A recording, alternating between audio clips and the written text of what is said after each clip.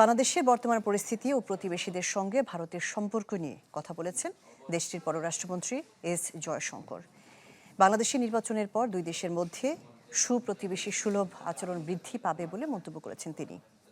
বক্তব্যে পাকিস্তানকে খারাপ প্রতিবেশী ইঙ্গিত করে সন্ত্রাসবাদের বিরুদ্ধে ভারতের শক্ত অবস্থানের কথা জানিয়েছেন ভারতের শীর্ষ এই কূটনীতিক।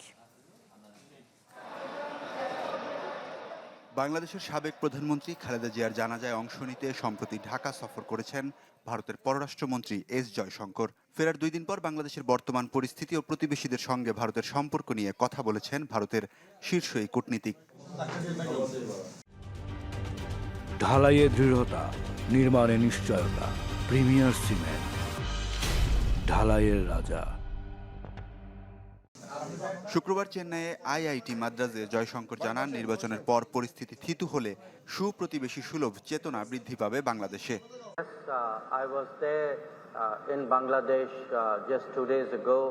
সাবেক প্রধানমন্ত্রীর শেষকৃত্যে ভারতের প্রতিনিধিত্ব করতে আমি সেখানে গিয়েছিলাম। এই মুহূর্তে বাংলাদেশ নির্বাচনের দিকে এগিয়ে চলছে। নির্বাচন নিয়ে আমরা তাদের শুভেচ্ছা জানিয়েছি। আমরা আশা করি নির্বাচনের পর সম্পর্ক আরও উন্নতি হবে।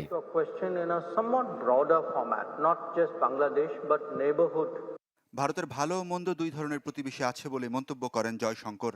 দিল্লির প্রবৃদ্ধি আর উন্নতির সাথে প্রতিবেশীদের প্রবৃদ্ধিও জড়িত বলে জানান তিনি।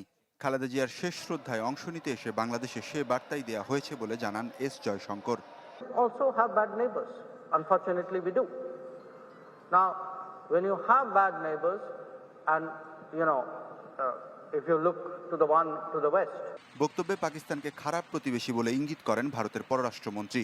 এমন প্রতিবেশীদের চালানো সন্ত্রাসবাদের বিরুদ্ধে ভারতের শক্ত অবস্থানের কথাও তুলে ধরেন এস জয়শঙ্কর। ওয়ালিউল্লাহ ফারুক, চ্যানেল 24।